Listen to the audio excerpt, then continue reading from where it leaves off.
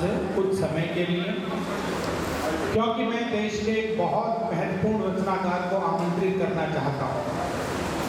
जब हमारे अभिनंदन जैन हमारे सैनिक कब्जे में थे पाकिस्तान के, और मैं पाकिस्तान सरकार ने छोड़ा, उस समय पर हिंदुस्तान के एक बड़े टीवी न्यूज चैनल आज तक ने इस देश से एक कवि चुना जिसने इंडिया गेट से उस समय देश की जागृति का यशगान किया।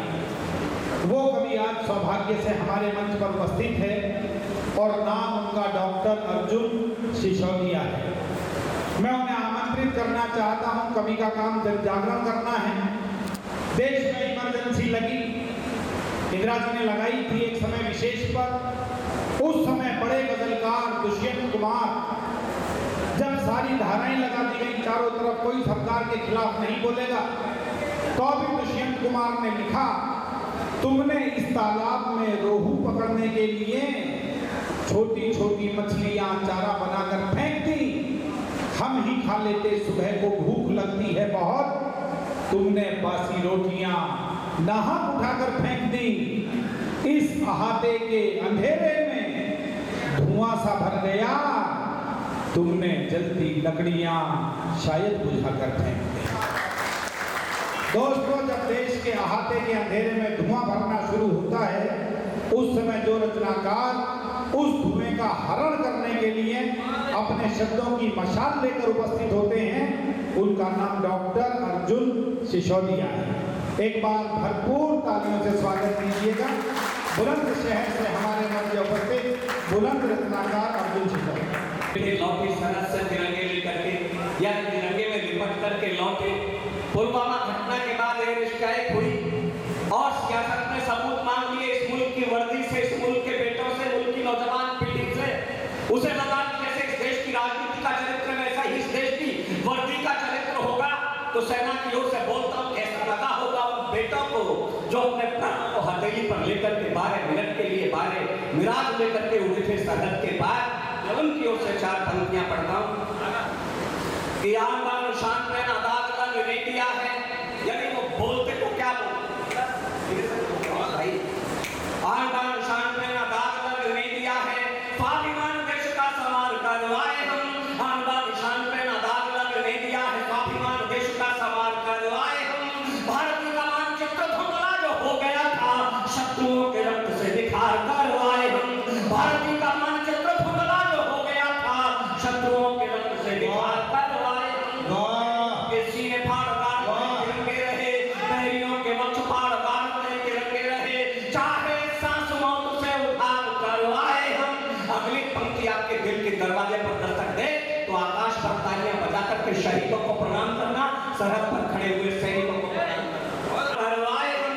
भारत का मानचित्र धुंधला जो हो गया था, शत्रुओं के रक्त से निखार करवाए हम, बैरियों के सीने फाड़ गाड़ते तिरंगे रहे, चाहे सांस मौत से उद्धार करवाए हम, सरहद पार से तो जीता है बार बार, हर जंग अपनों से हार करवाए हम, हर युद्ध अपनों से हार करवाए हम, हर युद्ध अपनों से हार करवाए हम। दोस्तों, सबको याद है 13 दिसंबर 2001 लाल प्रसाद की भाषा बोलने वाली राजनीति मेलों के नीचे छिपने की जगह खोज रही थी संसद के हमले में। तो इस मुल्क की नौजवान पीढ़ियां अपना रक्त देकर के विश्व के सबसे बड़े लोकतंत्र के मंदिर को गिरने से बचा रही है। मैं उन 8 बेटों के नाम 4 पंक्तियां पढ़ता हूं और सरहद पर खड़े हुए सैनिकों के नाम। मनीष भाई, मनीष बैठ जाओ, बस थोड़ी देर मुझे पढ़ना है, फिर प्रवीण शुक्ल जी को इस तरह मैं 4 पंक्तियां पढ़ता हूं कि पथभ्रष्ट होने का कलंक जो लगाया गया, हमने वो आत्म बलिदान से मिटा दिया। पथभ्रष्ट होने का कलंक जो लगाया गया, हमने वो आत्म बलिदान से मिटा दिया। देश की सुरक्षा है, देश की जवानियों ने सीमाओं पे बूंद बूंद रक्त को चढ़ा दिया। देश की सुरक्षा है, देश की जवानियों ने सीमाओं पे बूंद बूंद रक्त को चढ़ा दिया।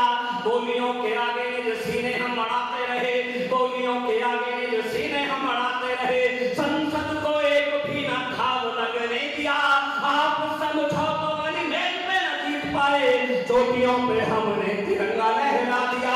आप समझौतों वाली मेज भाई डॉक्टर साहब कमाल है आपका, वाह वाह। जब देश के सबसे बड़े शिक्षण संस्थान में राजधानी में खड़े होकर के तो बदतमीज लड़के नारे लगा रहे थे भारत तेरे टुकड़े होंगे इंशाअल्लाह इंशाअल्लाह।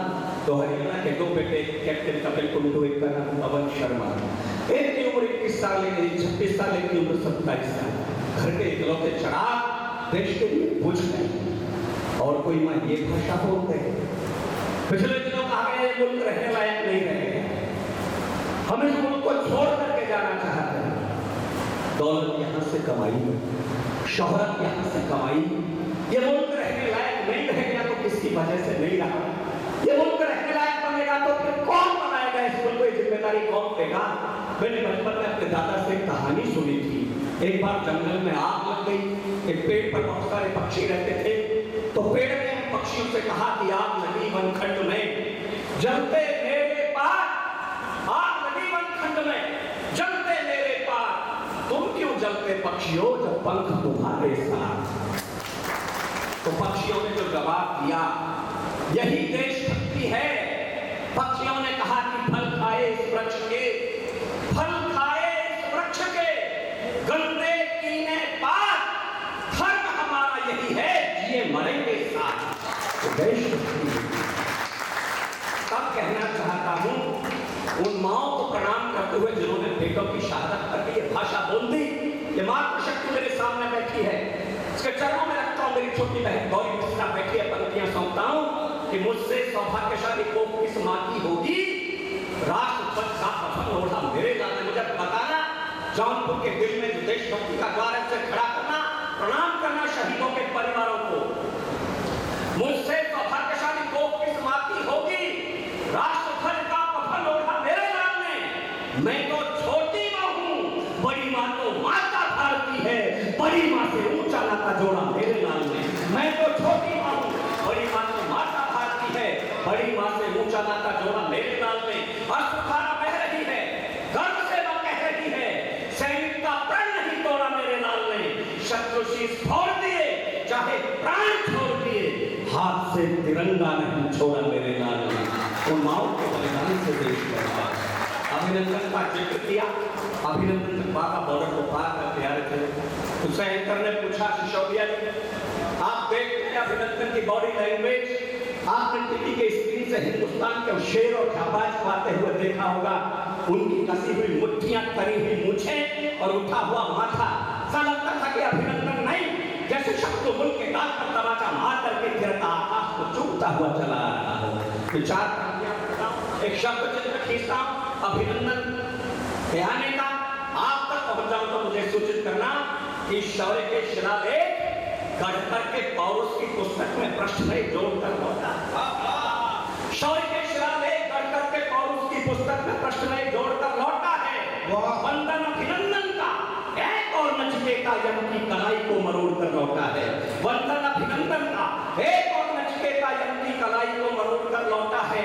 तो मृत्यु के ललाट पर लिखी है जय गाथा, फिर काटने कपाल पर लिखी है जय गाथा, फिर ठोकरों के भी निशान छोड़ कर लौटा है और कौरवों के दल में घुसकर अकेले ही अभिमन्यु चक्र की उतार कर लौटा है। मेरे विद्यार्थी योगेंद्र यादव वो कारगिल लड़ने के लिए गया, 19 साल की अवस्था थी योगेंद्र की। सीने पर 70 गोलियां खाकर के कार उसने टाइगर हिल को फतेह किया। 2019 को मैं और गौरी मिश्रा जी न्यूज के कार्यक्रम में थे। 20 वर्ष पूरे हुए कारगिल के, तो उन्हें 2-3 कार्यक्रम शूट करने थे।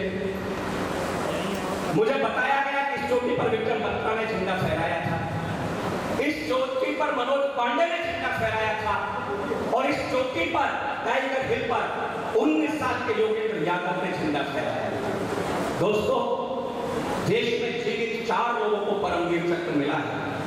उनमें से सबसे कम अवस्था का सैनिक योगेंद्र यादव है, जिसे 19 साल की उम्र में कारगिल लड़ने पर परमवीर चक्र मिला। योगेंद्र ने तो मुझे बताया, मैंने पूछा योगेंद्र 70.5 साल की उम्र में भर्ती हुआ था, 19 साल में कारगिल से लौटा, महानायक बनकर के उसकी विजय गाथा गाते हुए, तिरंगे को फहराते हुए। मैंने पूछा योगेंद्र, ये बताओ कि जब सैनिक वहां लड़ता है उस स्थान पर गया वो कितना जटिल युद्ध था। तुम्हारी उम्र भी बहुत कम थी, तुम्हारा अनुभव भी बहुत कम था।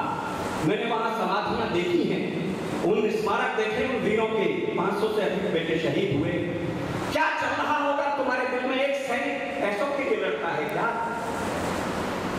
जो भाव सैनिक का होता है, सरहद पर खड़े हुए सैनिक का, उस भाव को गाता हूं जो योगेंद्र ने बताया, उसको आपके बीच में रखता हूं कि रात थी अंधेरी और दूर था प्रभात। रात थी अंधेरी और दूर था प्रभात, किंतु हौसला था भरपूर, साथ में तिरंगा था। तिरंगे के सिवा कुछ और नहीं सोचता था। हर एक सैनिक की बात में तिरंगा था, तिरंगे के सिवा कुछ और नहीं दिखता था। हर एक सैनिक की बात में तिरंगा था। गोले गोलियों की बरसात भी हिला न सकी, प्राण में था देश, जज्बात में तिरंगा था। और कोई भला कैसे रोक पाता, रणबांकुरों को सीने में किया और हाथ में तिरंगा था। कोई भला कैसे उन बेटों के शौर्य और पराक्रम को प्रणाम। हम अभी गाजीपुर से इसी दैनिक जागरण के अनुष्ठान हम गए इस स्मारक को देखने के लिए धाम को। वो जीप का जिस पुरानी जीप से सन 65 के युद्ध में हमारे पड़ोसी मुल्क को दुनिया की सबसे बड़ी ताकत ने कुछ टैंक दिए थे घोषणा करके, पैटर्न टैंक उनका नाम था, इन्हें कोई तोड़ नहीं सकता। हिंदुस्तान के बेटे सारे के सारे टैंक तोड़ करके लौटे, भले ही तिरंगे में लिपट करके लौटे। उनके पोते मिले, परवेज अहमद से बातचीत हुई। मैं सोचता हूं मैं रोमांचित हो गया। मैंने एक क्षण के लिए सोचा कि जब उन दिनों सिपाहियों की वर्दियां आती थी, अधिकारियों के शव आते थे, जब अब्दुल हमीद की शौर्य के रंग से रंजित वर्दी आई होगी गाजीपुर में, क्या बताया होगा साथी सैनिकों ने? उन्होंने दुश्मन के दुर्भिक्ष पैटर्न टैंक कैसे तोड़े होंगे। ये शौर्य की कहानी जिस मां को सुनाई गई वो स्वर्ग में होंगी, अब्दुल हमीद कहीं स्वर्ग में होंगे। लेकिन जौनपुर के लोगों मैं पंक्तियां पढ़ता हूं अब्दुल हमीद के पराक्रम के नाम, ये सूचित कर देना मुल्क को कि जो लोग वतन के लिए सरफरोश होते हैं, वतन उन्हें कितनी मोहब्बत देता है। शत्रु आए शक्ति के गुमान से भरे हुए जो सीमाओं पे दम्भ उनका निचोड़ दिया है। शत्रु आए शक्ति के गुमान से भरे हुए जो सीमाओं पे दम्भ उनका निचोड़ दिया है। भारतीय सैनिकों ने तोप से अड़ा के सीने मौत के दहानों का भी मुंह मोड़ दिया है। भारतीय सैनिकों ने तोप से अड़ा के सीने मौत के दहानों का भी मुंह मोड़ दिया है। शत्रुओं के मस्तकों को मुट्ठियों में भींच भींच, शत्रुओं के मस्तकों को मुट्ठियों में भींच भींच कच्ची मिट्टी के घरों के जैसा फोड़ दिया है। अम्मा तेरे लाडले ने प्राण छोड़ने से पहले शत्रुओं का आखिरी भी टैंक तोड़ दिया है। दोस्तों भाई कमाल है, डॉक्टर साहब कमाल है आपका। जब प्रयागराज जाता हूं और मैं माउंटेन को देखता हूँ आजाद में, तो मुझे लगता है कि मैं संगम का स्नान यदि शीघ्रता में समय के अभाव में नहीं कर पाया तो उस माउंटेन को प्रणाम करके सौ संगम का तीर्थ प्राप्त कर लेता हूँ। ऐसी 12 साल की छोटी सी उम्र में इस देश की आजादी के लिए बनारस की अदालत में खड़े हुए आजाद 12 साल की कोई आयु नहीं होती और ये जवाब नहीं दे सकता। आजाद को 15 बैतों की सजा मिली, बदन के कपड़े फट गए तो बदन पर कपड़े नहीं पहने। भैया जी प्लीज, हाँ ऐसा आप अग्रिम पंक्ति में रहते हैं। बदन के कपड़े फट गए तो बदन पर कपड़े नहीं पहने आजाद ने।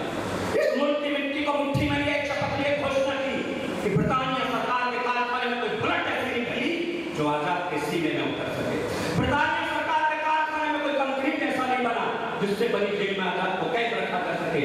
आजाद आजाद जिया है, आजाद मरेगा। इस संकल्प का निर्माण इस क्रांतिकारी इस नौजवान ने 27 फरवरी 1931 को प्रयागराज के अफरेट पार्क में हजारों अंग्रेजों से अकेले शेर की तरह मुठभेड़ करते हुए अपने माउंटेन की अंतिम गोली से अपने मस्तक पर प्रहार करके अपना हंसता हुआ जीवन पुष्प मां भारती के चरणों में समर्पित कर दिया। उन्हें प्रणाम करते हुए पंक्तियां पढ़ता हूं।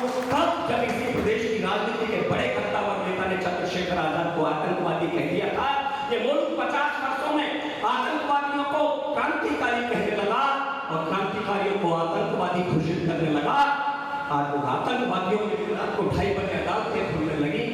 तब चंद्रशेखर आजाद को प्रणाम करने का मन है, लेकिन जो बेईमानी आजाद के साथ राजनीति ने की वो बेईमान याद मत करना। मैं पढ़ता हूँ आजाद के नाम 10 पंक्तियां कि छोटी सी उम्र में ही कर गई बड़े काम, ध्रुव नचिकेता प्रहलाद जैसी जिंदगी पराक्रमी पुरुषों की आयु में देखी जाती है। छोटी सी उम्र में ही कर गई बड़े काम, ध्रुव नचिकेता प्रहलाद जैसी जिंदगी, जन्म से नगण्य किंतु कर्म से प्रणम्य बनी, शबरी जटायु में निषाद जैसी जिंदगी। मृत्यु के पश्चात भीष्म को भी स्वर्ग की प्राप्ति हुई, जटायु को भी स्वर्ग की प्राप्ति हुई, लेकिन जटायु को भीष्म से ऊंचा स्थान दिया। भीष्म ने आपत्ति दर्ज की तो धर्मराज ने कहा, भीष्म तुम्हारे पास में शस्त्र थे, शक्ति थी, साम्राज्य था, सेना थी, संपत्ति थी, फिर भी तुम अपने ही घर में अपने वंश की वधू का होता हुआ चीज हरण नहीं रोक सके। ये पक्षी था, न सेना थी, न संपत्ति थी, न साम्राज्य था, न इतनी शक्ति थी, न शस्त्र थे हाथ में, रावण जैसा शत्रु था इसका, फिर भी स्त्री की मर्यादा की रक्षा में, सीता की मर्यादा की रक्षा में अपने प्राणों का उत्सर्ग कर दिया, इसलिए आपसे ऊंचा स्थान दिया। छोटी सी उम्र में ही कर गई बड़े काम, ध्रुव नचिकेता प्रहलाद जैसी जिंदगी, जन्म से नगण्य किंतु कर्म से प्रणम्य बनी, शबरी जटायु में निषाद जैसी जिंदगी। गायक के सीने में उतार गोली उठम से, सीना तान के दियो फौलाद जैसी जिंदगी, और जीते जी फिरंगी सरकार जिसे छू न सकी, धन्य चंद्रशेखर आजाद जैसी जिंदगी। डॉक्टर साहब कमाल है आपका। ये आजादी के 75 वर्ष बाद हम आजादी का अमृत महोत्सव मना रहे हैं। शहीद आजम भगत सिंह आज भी वैधानिक तरीके से इस देश के शहीदों की सूची में उनका नाम अंकित नहीं। ये मजबूरी सियासत की होगी, और क्या मजबूरी होगी ये वो जानती होगी, लेकिन भगत सिंह क्या है, 5 साल की छोटी सी उम्र में इस देश की आजादी के लिए खेतों में बंदूकें होती, 23 साल कुछ महीने की उम्र में मेरा रंगे बसंती चोला लगा के हंसते फांसी का फंदा छोड़ लिया। वो माँ कैसी होगी जिसने भगत सिंह को जन्म दिया। उस विद्यावती माती को प्रणाम करते हुए भगत सिंह के नाम 4 पंक्तियां पढ़ता हूँ। दोस्तों, अंग्रेजों को न केवल भगत सिंह की जिंदगी से डर लगा, अंग्रेजों को भगत सिंह की मौत से भी डर लगा। इसलिए फांसी की तिथि जो 24 मार्च में निर्धारित की गई थी, उससे पहली रात 23 मार्च को फांसी देकर के राजगुरु सुखदेव और भगत सिंह के अकेले शव सतलज की लहरों में प्रवाहित कर दिए। ब्रिटानिया सरकार को एक डर था अंग्रेजों को कि हिंदुस्तान की नौजवान बाकी क्रांतिकारी विप्लवी पीढ़ियां जेल को तोड़ करके भगत सिंह को आजाद न कर ले जाए। उस नरसंहार के नाम 4 पंक्तियां पढ़ता हूँ, लेकिन मैं जितने बड़े स्तर पर पंक्तियां पढ़ता हूँ, मुझे सूचित करना कि भगत सिंह कितना आपके दिल में छपे हुए कि शौर्य सिंधु का विराट द्वार थे भगत सिंह, जिसमें फिरंगियों की नाक फूट जाती थी। शौर्य सिंधु का विराट द्वार थे भगत सिंह, जिसमें फिरंगियों की नाक फूट जानी थी, जिसपे स्वतंत्रता का पावन प्रसून खिला, पंचनद की वो वंश पे बलिदानी थी। देशभक्ति का जुनून मिला जिसे लोरियों में, सिंह जी का दूध पिए शेर की रवानी थी, और रंगे बसंती चोला करके फंदा चूम लिया, फांसी वाला जिसने वो धन्य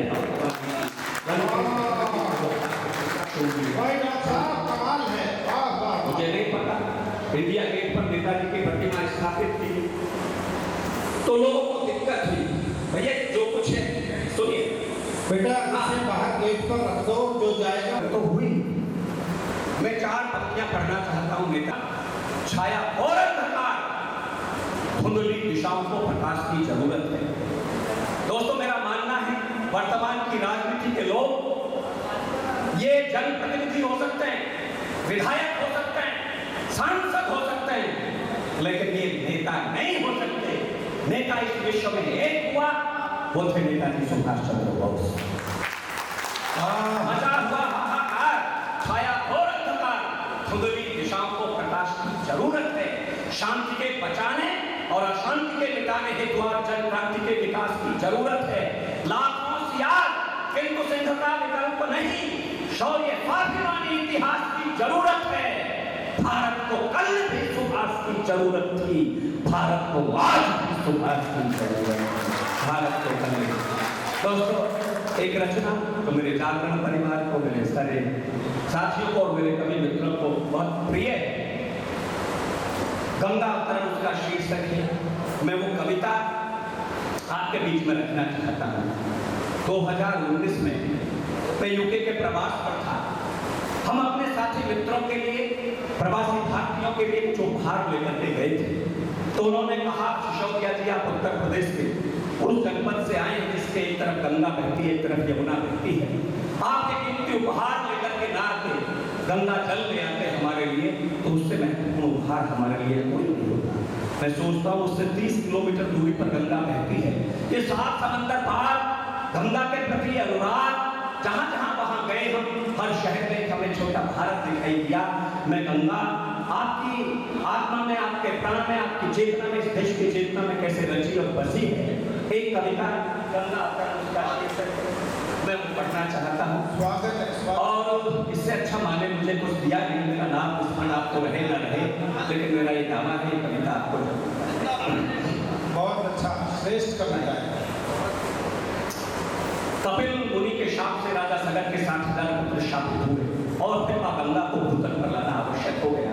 यहीं से मेरी कविता प्रारंभ कि कर नमन ऋषि को चले सगर तब ज्वाला में तब जाने को, कर नमन ऋषि को चले सगर तब ज्वाला में तब जाने को, पुत्रों का शाप मिटाने को, भूतल पर गंगा लाने को। फिर अंशुमान राजा कली तब करते हुए अतीत हुए, दिन महाबरस बीते युग पर युग कई व्यतीत हुए, जिस पर थी सफल सिद्धि अंकित, यह धारा उस पथ तक पहुंची, इक्ष्वाकु वंश की परंपरा एक रोज भगीरथ तक पहुंची। इक्ष्वाकु वंश की परंपरा एक रोज भगीरथ, उस अटल अखंड प्रचंड प्रखर भक्ति से ब्रह्म प्रसन्न हुए, उस अटल अखंड प्रचंड प्रखर भक्ति से ब्रह्म प्रसन्न हुए। तो अनुकूल समय पर साधक ने विधि से यथेष्ट वरदान लिया, जगहित में भाग्य विधाता ने यह पुण्य निवेदन मान लिया। फिर कहा समस्या एक बड़ी, इसका हल कौन निकालेगा, इस देव नदी का प्रखर वेग भूतल पर कौन संभालेगा, इस देव नदी का प्रखर वेग भूतल पर कौन संभालेगा। गंगा जब निकल कमंडल से धरती के तल पर जाएगी, धारा के गिरते ही धरती निश्चित फट जाएगी, न रोग धरा तल पाएगा। इस प्रलयंकर गंगा जल को पल भर में गंगा जाएगी, भूतल को भेद रसातल को, पल भर में गंगा जाएगी, भूतल को भेद रसातल को। इसलिए साधना फिर साधो, तुम शिव शंकर का ध्यान करो, हे वत्स भगीरथ दोबारा अपने तप का संधान करो, तो हो समाधिस्थ भागीरथ ने फिर शिव शंकर का ध्यान किया, कुंजित कर हर हर महादेव विश्वेश्वर का आह्वान किया। टूटी समाधि तो शूर पानी अंबिका नाथ ने तृण खोले, वो आशु को सब गर्दानी मृत्युंजय महाकाल बोले। हे अंशुमान के अंश उठो, क्या है अभिष्ट अपना बोलो, तुमसे मन बहुत प्रसन्न हुआ, भागीरथ नयन जरा बोलो। कर जोड़ कहा भागीरथ ने, कर जोड़ कह दिया तो कहते मान लिया। हमारे पास कोई तबले हारमोनियम थोड़ी है, शब्द शब्द नहीं पहुंचे तो फिर अर्थ कुछ नहीं। घटघटवासी कैलाशपति, हे कृपा निधे करुणा निधान, इतनी विनती स्वीकार करो, माता का वेग संभालो प्रभु, गंगा को अपने शीश पर। टूटी समाधि, बाबा विश्वनाथ के स्थान और पीठ के बहुत निकट खड़ा हूं। टूटी समाधि तो शूल पाणी अंबिका नाथ ने तृण खोले, वो आशु को सब गर्दानी मृत्युंजय महाकाल बोले। हे अंशुमान के अंश उठो, क्या है अभिष्ट अपना बोलो, तुमसे मन बहुत प्रसन्न हुआ, भागीरथ नयन जरा खोलो। कर जोड़ कहा भागीरथ ने, हे भूतनाथ, हे जगतपति, हे वीरभद्र विष्णु वल्लभ, घटघटवासी कैलाशपति, हे कृपा निधे करुणा निधान, इतनी विनती स्वीकार करो, माता का वेग संभालो प्रभु, गंगा को अपने शीश पर। आपने चित्र देखा होगा, भगवान शंकर के हिमालय पर जमे हुए दोनों पांव और आकाश में उठी हुई भुजाएं, फिर जटा खोलकर शंकर ने निज पर भूतल पर जमा लिए, गंगा के आवाहन के ही दोनों कर नभ में उठा लिए।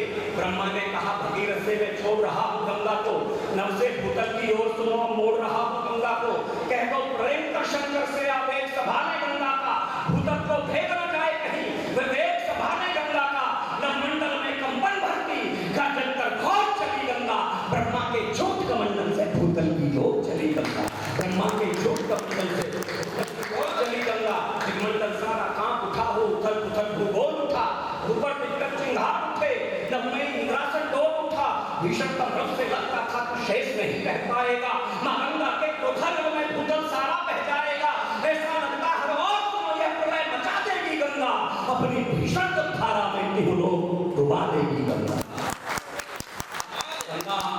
कर रही भीषण लहरा कर बल खाकर मानव देवासुर संग खड़े जाने क्या होगा जगदीश्वर करबद्ध भगीरथ बोल उठे हे भोले शंकर क्या होगा है वे भयंकर गंगा का बोलो अभयंकर क्या होगा। यहाँ से मूल स्वर प्रारंभ होता है अर्जुन सिसोदिया का। मैंने 3 वर्ष पहले अपनी बेटी को विदा किया, उसकी माँ कहती थी तुमने इसे सर पर चढ़ा रखा है।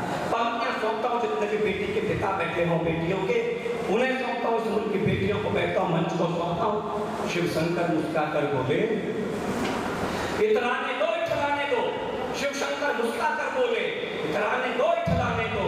आई है मिलने को पुत्री लहराने दो बल खाने दो। आई है मिलने को पुत्री लहराने दो बल खाने दो।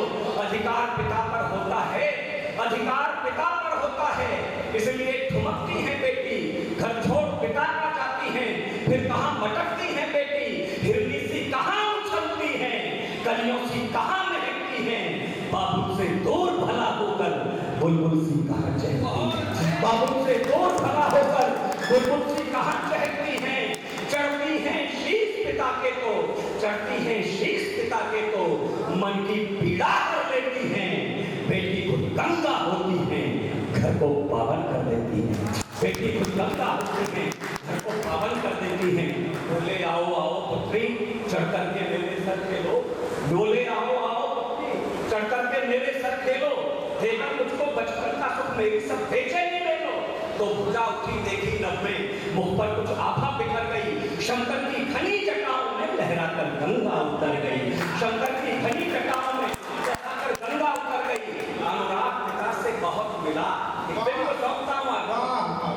अनुराग पिता से बहुत मिला, गंगा ने की कुछ अटखेली, शंकर की घनी जटाओं में वे ठुमक ठुमक करके खेली, भूतल पर विचरण करने को हिरनी सी मचल पड़ी गंगा, शिव के मस्तक से हिलने के कांधे पर उछल पड़ी गंगा, शिव के मस्तक से हिलने के कांधे पर उछल पड़ी गंगा। फिर छोड़ दिया पर्वत प्रदेश, उतरी मैदानों में नीचे, अमृत जल से सींची धरती चल स्वयं भगीरथ के पीछे, जो भी गंगा के तट आया माँ ने सबका उद्धार किया, गंगा का और भगीरथ का सबने ही जय जयकार किया। माँ के ऋण कौन चुका सकता, इसके हम पर उपकार बहुत, हम आभारी हैं गंगा के, हम पर गंगा का प्यार बहुत, संस्कृति की अमर ध्वजा गंगा, पहचान हमारी गंगा है, भारत की जीवन धारा है, यह प्राण हमारी गंगा है, हम स्वच्छ रखें माँ गंगा को, अमृत जल का आचमन करें इस मोक्षदायिनी गंगा को, आओ हम शत शत नमन करें इस मोक्षदायिनी गंगा को, आओ हम शत शत नमन करें। धारा यह सत्य सनातन की, धारा यह सत्य सनातन की, पूजी जाती घर घर गंगे, आओ हम सब मिलकर बोले हर हर गंगे, हर हर गंगे, हर हर गंगे, हर हर हर। बहुत धन्यवाद, बहुत धन्यवाद। अगर आपको हमारा वीडियो पसंद आया है तो प्लीज़ लाइक कीजिए, सब्सक्राइब कीजिए और बेल आइकन की घंटी जरूर दबाइएगा।